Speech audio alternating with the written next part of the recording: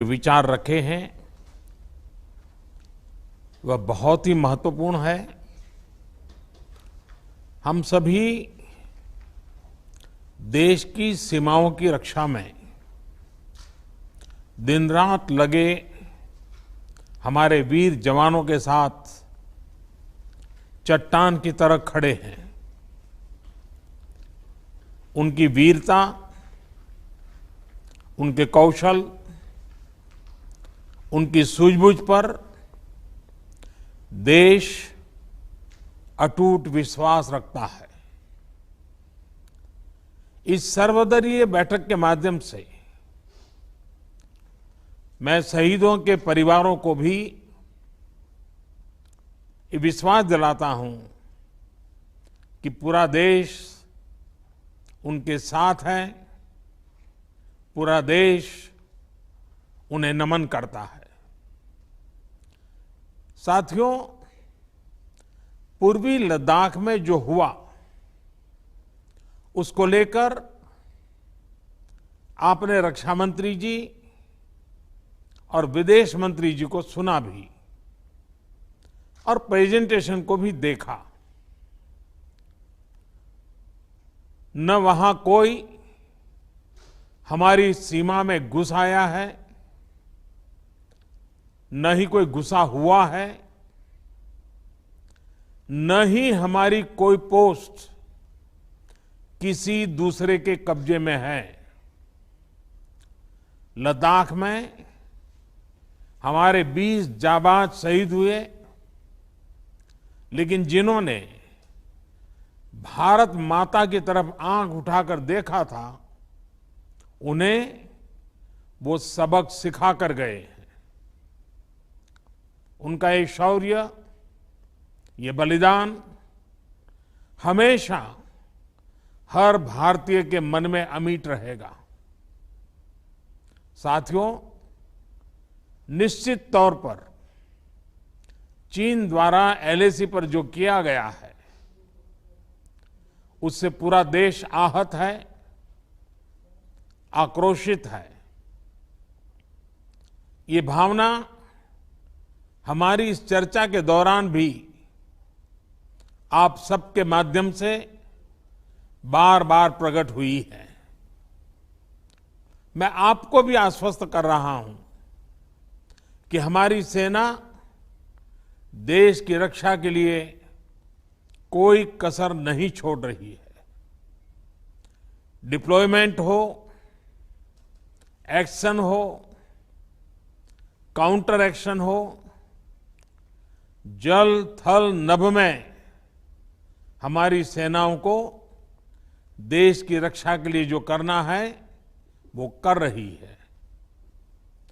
आज हमारे पास ये कैपेबिलिटी है कि कोई भी हमारी एक इंच जमीन की तरफ आंख उठाकर भी नहीं देख सकता।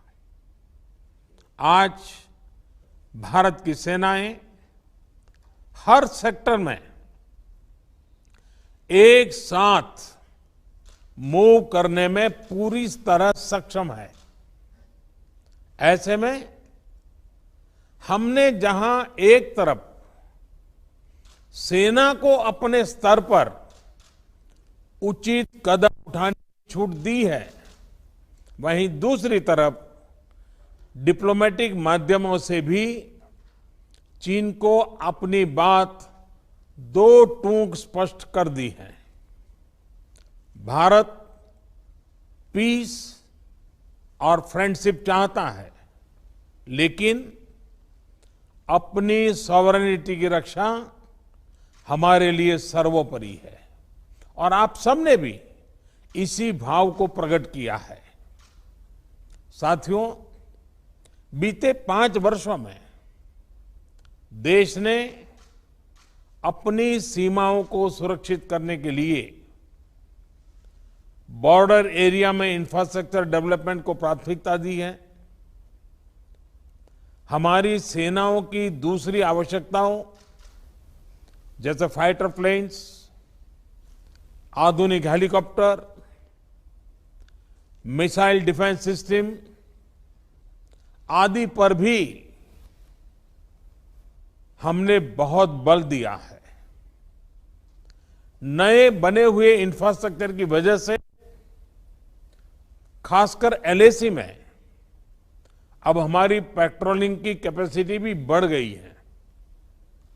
पेट्रोलिंग बढ़ने की वजह से अब सतर्कता बढ़ी है और एलएसी पर हो रही गतिविधियों के बारे में भी समय पर पता चल रहा है। जिन क्षेत्रों पर पहले बहुत नजर नहीं रहती थी, अब वहां भी हमारे जवान अच्छी तरह से मॉनिटर कर पा रहे हैं, रिस्पॉन्ड भी कर पा रहे हैं।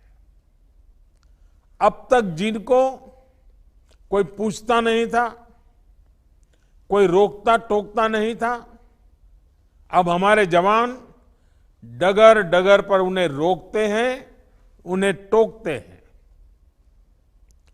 बेहतर हो रहे इंफ्रास्ट्रक्चर से एक मदद ये भी मिली है कि हमारे जवान जो उस कठिन परिस्थिति में वहां तैनात रहते हैं, उन्हें साजो सामान पहुंचाने में आसानी हुई है। साथियों, राष्ट्रहित, देशवासियों का हित हमेशा हम सभी की सर्वोच्च प्राथमिकता रही है। चाहे ट्रेड हो, कनेक्टिविटी हो, काउंटर टेररिज्म हो, भारत ने कभी किसी बाहरी दबाव को स्वीकार नहीं किया है। राष्ट्रीय सुरक्षा के लिए जो भी जरूरी कार्य है, जो भी जरूरी इंफ्रास्ट्रक्चर का निर्माण है, उसे इसी तरह तेज गति से आगे भी किया जाता रहेगा।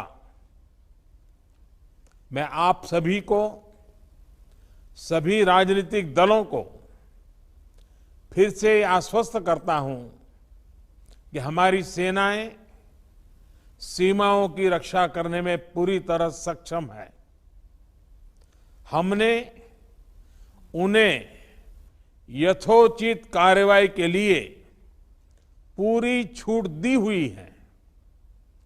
आप सभी ने इस बैठक के लिए अपना समय दिया, अपने मूल्यवान सुझाव दिए।